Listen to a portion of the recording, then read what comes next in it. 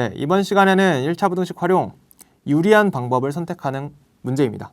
그래서 유리한 방법 선택하는 문제는 다음과 같은 순서로 해결한다. 두 가지 경우에 대해서 각각 비용을 계산을 하고요. 비용이 적은 쪽이 당연히 유리한 거겠죠, 그렇죠? 그래서 부등식을 세워서 우리가 풀어볼 거예요.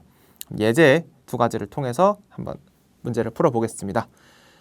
연필 한 자루의 가격이 A 문구점에서는 800원이고 B 문구점에서는 400원인데 B까지는 교통비가 들어요. 교통비가 900원이 든대요. 그래서 몇 자루 이상, X자루 이상 살 경우에 B 문구점에서 사는 것이 유리하냐라고 물어봤어요. 자, A는 800원인데 교통비가 안 든대요.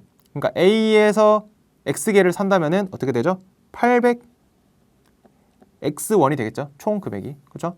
근데 B 문구점에서는 한 자루에 400원이에요. 그럼 마찬가지 400X이지만 얘는 교통비 900원이 들어가요. 그래서 플러스 900원. 왕복 교통비. 한 번만 더 해주시면 되겠죠.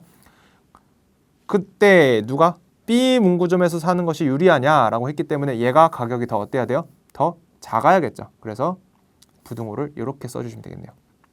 됐나요? 네, 그래서 넘겨서 풀어주시면은 400X가 900보다 크다. 이렇게 되겠고요. 따라서 X가 어때요? 4분의 9보다 크다라고 1차 부등식을 풀게 됩니다. 근데 부등식의 활용이잖아요. 그죠? 활용이니까 문제의 뜻에 맞는지 끝까지 확인을 해주셔야 됩니다. 연필이 개수인데 이게 지금 4분의 9개 뭐 이런 게 가능한가요? 안 되죠. 그죠? 그러니까 얘가 대략 얼마 정도죠? 네, 2점 얼마 정도입니다. 그죠? 2점 얼마 정도. 그러니까 X가 2점 얼마보다 커야 돼요. 근데 연필의 개수는 자연수밖에 안 되잖아요. 그죠?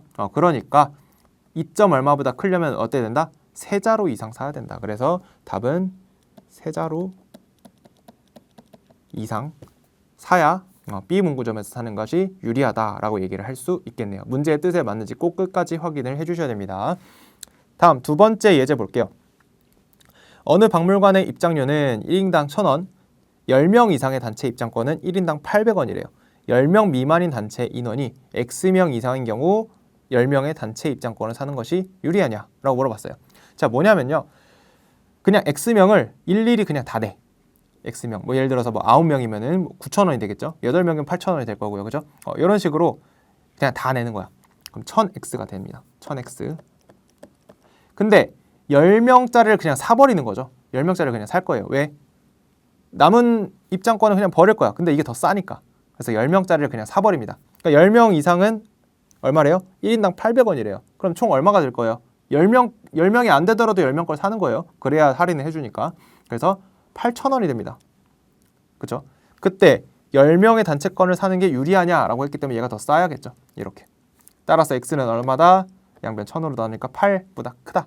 즉 X, 마찬가지로 X는 뭐예요? 사람 수죠. 그렇기 때문에 X는 9명부터 10명 단체 입장권을 사는 것이 유리하다라고 얘기를 할 수 있겠네요. 그러니까 8명일 때는 어때요? 요거 사나 똑같죠. 뭐 8,000원 그죠?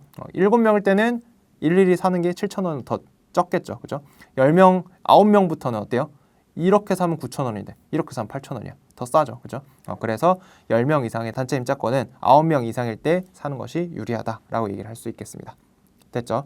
그래서 이렇게 유리한 방법을 선택하는 문제는 두 가지 경우를 다 비교를 하셔야 됩니다. 두 가지 경우의 비용을 다 계산을 하시고 이제 뭐가 유리하냐라고 했으니까 더 싸다라고 부등식을 세우시고 1차 부등식 풀어주시고 제일 마지막에 문제의 뜻에 맞도록 답을 잘 내주셔야 됩니다.